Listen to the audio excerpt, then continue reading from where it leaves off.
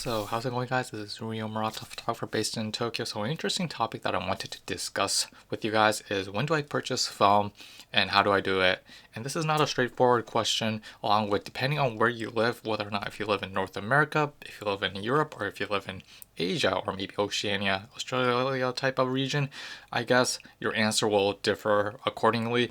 And there is no right answer. And because I live in Tokyo, Japan, which is like far away from the United States, my answer to that question would be buy during the winter season online in bulk, actually. So let's get into it. So number one, buying in bulk. There's a lot of reasons for that reason is I keep saying this over and over then again. I purchase in bulk due to the reason that because I live in Tokyo, Japan, which is far away from the United States, it actually takes a long time to actually ship products from the United States to Japan. And at the same time, from what I researched, I think B&H photos sell internationally the cheapest. And along with that, the shipping fee from B&H is actually the cheapest. So that's actually one of the reasons why I purchase from them.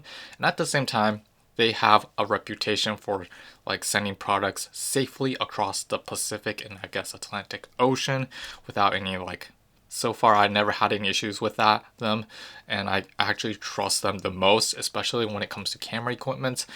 And because I tend to shoot with Kodak Gold, which is my go-to film stock for 2023, I typically purchase from B&H Photos in bulk and have them ship it over. And in order to sort of like minimize that shipping fee, what I try to do is try to purchase all at once and have it sent over to me.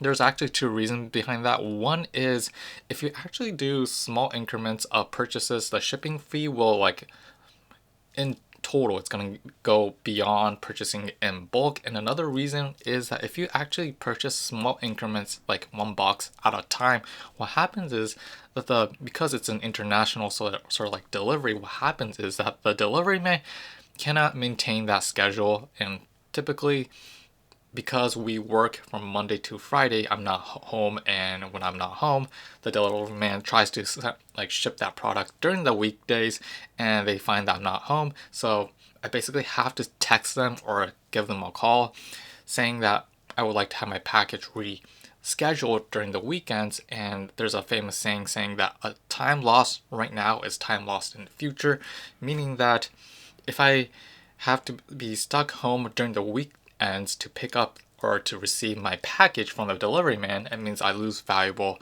time to sort of shoot out, do productive stuff, shooting photos and stuff like that with a phone camera on a great sunny day, and I'm stuck home doing nothing. So I don't want that to happen. So if they basically ship in bulk, it means that I can basically prevent that from happening, although I have to be stuck home maybe once per 6 months or so. I typically purchase 6 months worth of film supplies. And in addition to that, purchasing during the winter time is also important. This is sort of like another my biased opinion, but you guys probably know film stocks are perishable goods. Perishable goods is something similar to food. It can go bad. And the reason why I tend to try to purchase as much as I can during the winter time is, like I said, I live in Tokyo, Japan. The shipping is really far away from the United States, which means that the shipping time it takes from point A to point B is considerably significant because we all want shipping to be the cheapest, and if it's the cheapest, it takes longer, right? FedEx and DHL typically takes roughly 1 to 3 weeks to get my order from B&H headquarters or warehouse to Tokyo, Japan.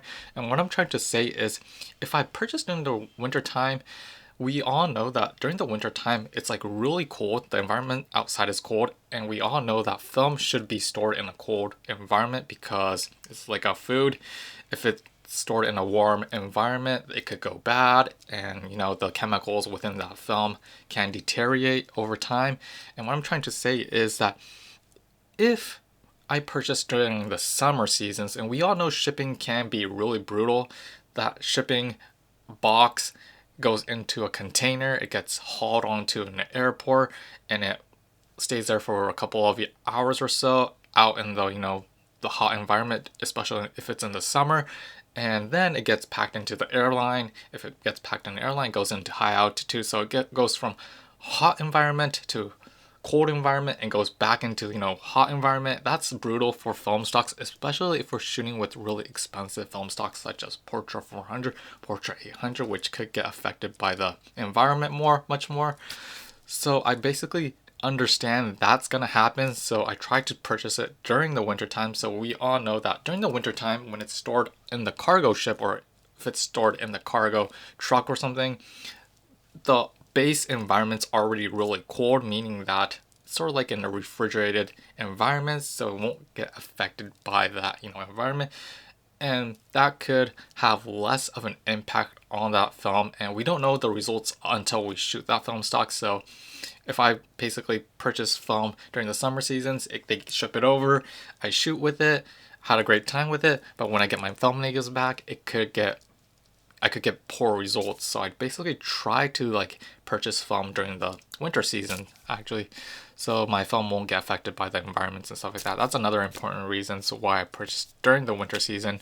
And along with that, we have to keep in mind that same for like budgeting, taking account of how much money we spend on food, utilities, expenses, rent, and stuff like that. If we are well organized, same for film, we can basically sort of like predict in the future how much film we are going to be using in the course of the year. And like I said, I basically purchase film during the winter time, so this will depend on where you live. Tokyo specifically, winter, when the temperature starts to drop around 15 to Celsius to 10 Celsius, will span between from October to, I guess, April or so. Beyond April, the temperature is going to go beyond 20 degrees, and that's not good for the film stocks when it's being shipped over and stuff like that.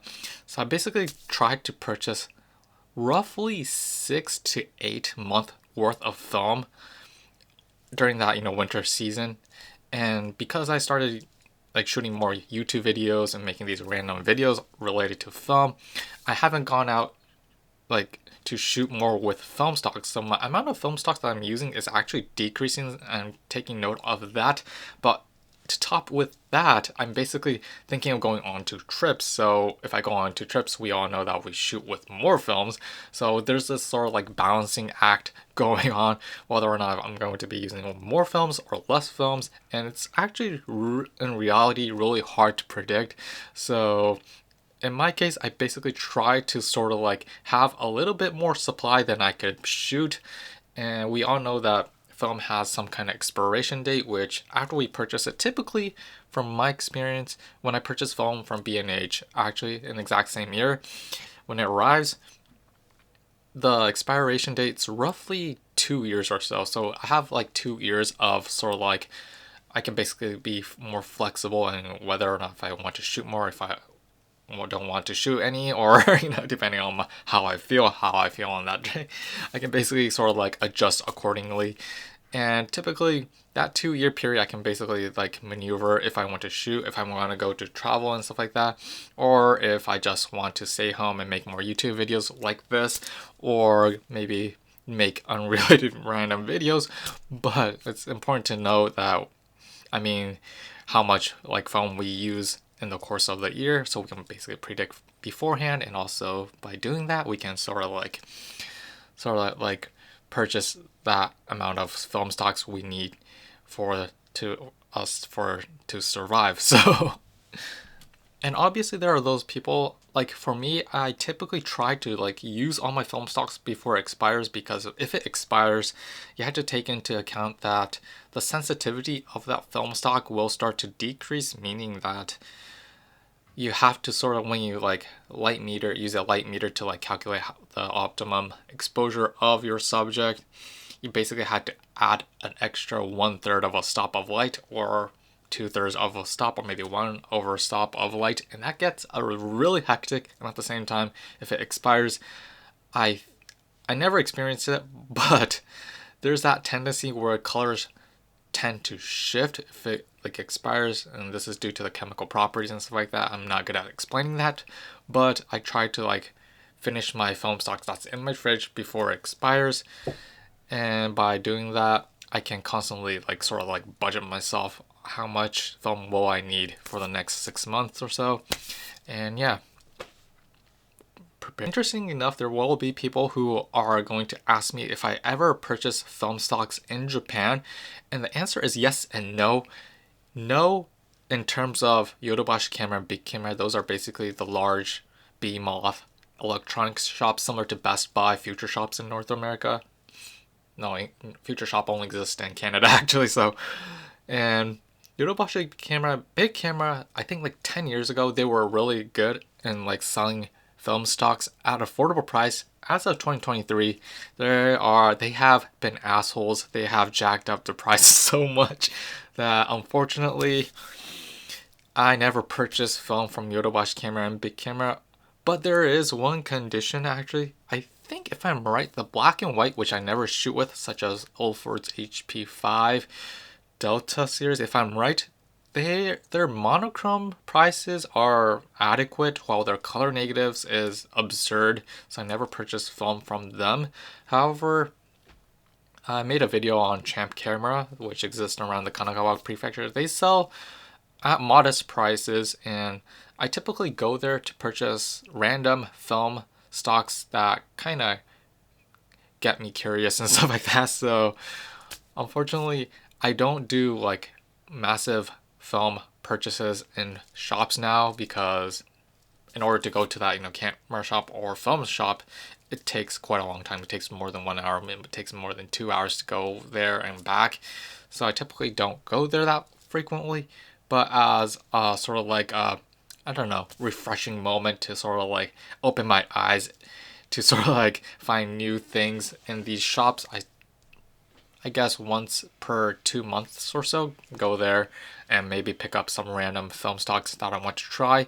And these things start to pile up in my fridge, and unfortunately I have never had that much of a time to like spend shooting with them, but hopefully I will in the near future. So yeah. Oh yeah, I forgot to mention to you guys that Portra 400 and Yodobashi Camera and Big Camera cost the Pro Pack for Pro Portra 400 125 per pack cost 18,190 yen.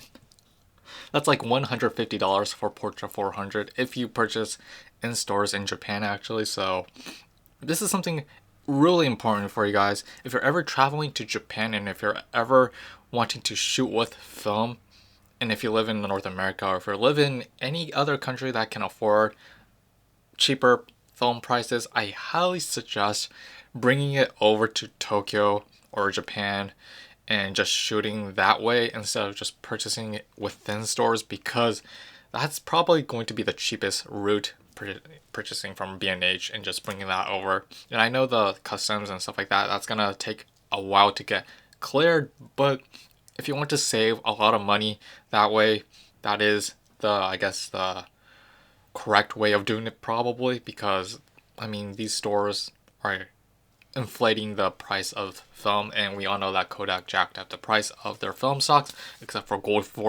200. So 18,190. That's like that's more expensive than my hydro, internet, and cell bill combined. So yeah.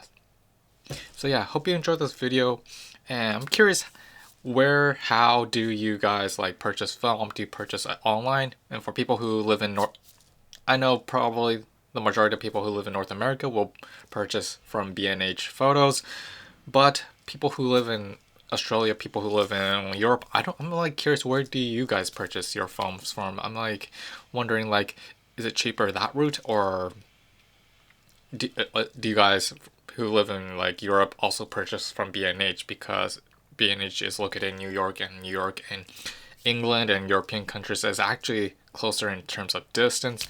So yeah, I'm curious. So yeah, we'll see you next time. Peace out.